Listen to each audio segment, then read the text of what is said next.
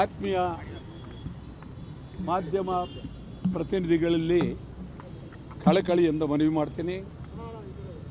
ಯಾವಾಗಲೂ ನೀವು ಹೋರಾಟಕ್ಕೆ ಬಹಳ ಬೆಲೆಯನ್ನು ಕೊಟ್ಟಿದ್ದೀರಿ. ಹಿಂದೆ ಮಾದೇಗೌಡರಿದ್ದಾಗ, ಶಂಕರೇಗೌಡರಿದ್ದಾಗ ನಿರಂತರವಾದಂಥ ಹೋರಾಟಗಳು ನಾನು ಅವರೆಲ್ಲ ಸೇರಿ ಮಾಡಿದ್ದೇವೆ. ಮಾದೇಗೌಡರು ನಾವು ಭಾಳ ಸೇರ್ ಮಾಡಿದ್ದೀವಿ.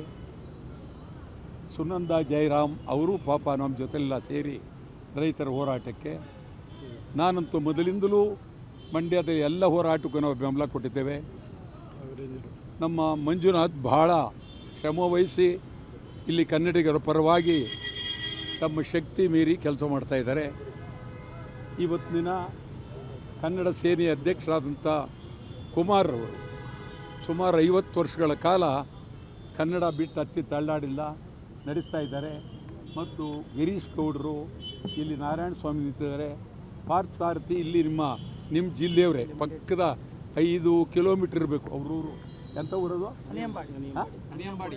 ಅನಿಯಂಬಾಡಿ ಅಂತ ಹೇಳಿ ನಮ್ಮ ಜೊತೆ 20 ವರ್ಷದಿಂದ ಕೆಲಸ ಮಾಡ್ತಾ ಇದ್ದಾರೆ. ಅದು ಭಾಳ ಬುದ್ಧಿವಂತರು ಎಲ್ಲ ಮಾಡ್ತಾಯಿದ್ದಾರೆ. ಮತ್ತು ನಮ್ಮಲ್ಲಿ ಇವತ್ತು ಇಡೀ ಕರ್ನಾಟಕ ರಾಜ್ಯ ಒಂದು ರೀತಿ ನರಕ ಆಗಿದೆ.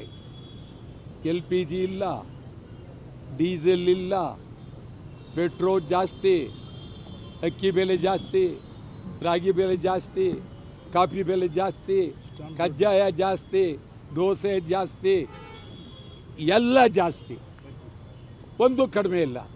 ಕಡಲೆಕಾಯಿ ತಿನ್ನೋಣ ಅಂದ್ರೆ ಅದು ಜಾಸ್ತಿ. ಈ ಪರಿಸ್ಥಿತಿ ನಿರ್ಮಾಣ ಆಗಿದೆ.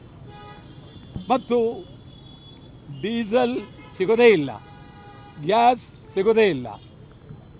LPG ಪಾಪ ಆ ರಿಕ್ಷಾ ಡ್ರೈವರ್ಗಳು ಅವ್ರು ನಿಜವಾಗ್ಲೂ ಒಂದು ಹೊತ್ತು ಊಟ ಮಾಡೋಕ್ಕಾಗ್ತಾಯಿಲ್ಲ ಅವ್ರ ಕೈಲಿ. ಮತ್ತು ಬಸ್ ದರ ಸಿಕ್ಕಾಬಟ್ಟೆ ಖಾಸಗಿಯವರು ಏರಿಸಿದ್ದಾರೆ, ಸರ್ಕಾರದವರು ಏರಿಸಿದ್ದಾರೆ. ಸ್ಟಾಂಪ್ ಡ್ಯೂಟಿ ಅವರು 20ನೇ ತಾರೀಕಿನಿಂದ ಭಾರಿ ದೊಡ್ಡ ಹೋರಾಟ ಮಾಡೋದಕ್ಕೆ ಬೀದಿಗಿಳಿದಿದ್ದಾರೆ. ಅನಂತ್ ಸುಬ್ರಾವ್ ಇದ್ದರು, ಪಾಪ ಅವರು ತೀರ್ಕೊಂಡ್ರು.